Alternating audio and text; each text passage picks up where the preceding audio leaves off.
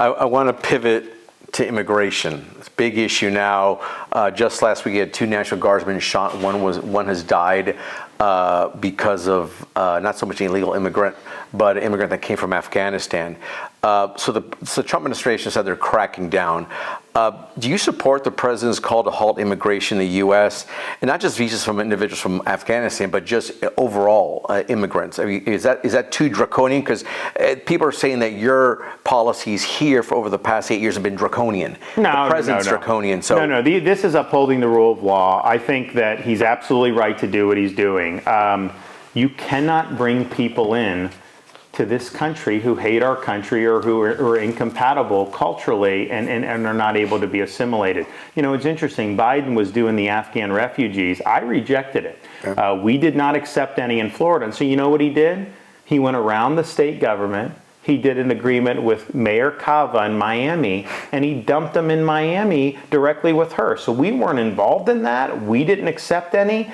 It's just a thing of, okay, first of all, on the Afghanistan, we spent blood and treasure over there. I mean, Afghanistan, Taliban, or the Al-Qaeda attacked us under the supervision of the Taliban, who harbored them. So we had every right to go in and reprisal and get retribution. Why would we, after doing blood and treasure to depose the Taliban, why would we be importing a bunch of people from that culture to the United States? It just doesn't make sense. Right. I mean, we've given a lot so that they have a chance to improve, but I think it's just a different culture. But this is an important point because you have some of these Republicans are like, oh, shut the border, we got to stop illegals, which fine, we all agree with. But they're like, as long as it's legal, that's all we want. But I mean, think about it. Dumping people from Somalia in the country. Is that something we should be doing? Is that positive for the American families and Americans? Is bringing in 1 million, 1.5 million people a year? How does that affect housing, education, all these other things? So I think illegal immigration, yeah, we don't want to do it. But when you're talking about legal program, H-1B, they're doing it to undercut American workers.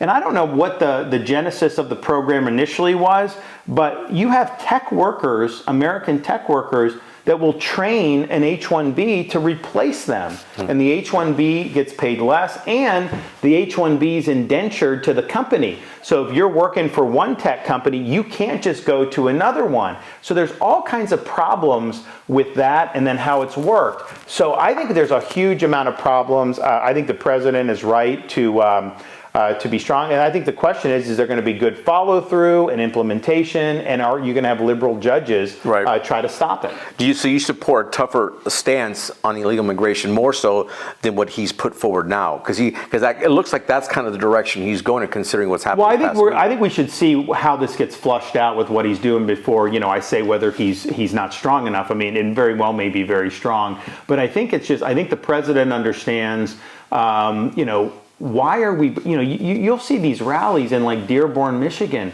where they're chanting death to America. And I'm just thinking to myself, well, wait a minute.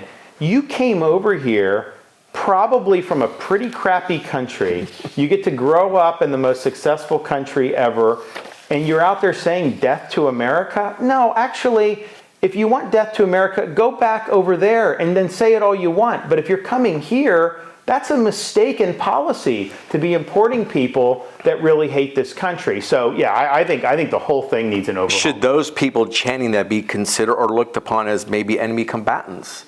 Well, here's the thing. If you are a naturalized citizen, like an Ilhan Omar, and you have immigration fraud, you have to check allegiance to the United States. There's certain things you have to represent when you're applying for naturalization. If they breach those requirements, they are absolutely subject to denaturalization and deportation.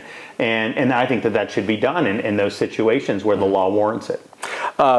Kind of sticking to immigration, Venezuela and Colombia, big issue. A lot of socialists down there. They have socialists, Maduro, they have Petro in Colombia. Huge community in South Florida, especially West Venezuela and Doral, as you know.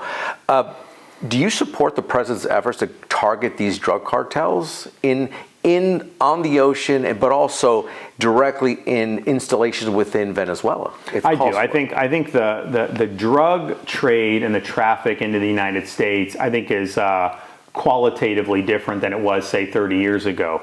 Now, I'm not saying it's fine to run things like cocaine, but when you start talking about running fentanyl into this country, you are killing people in large numbers.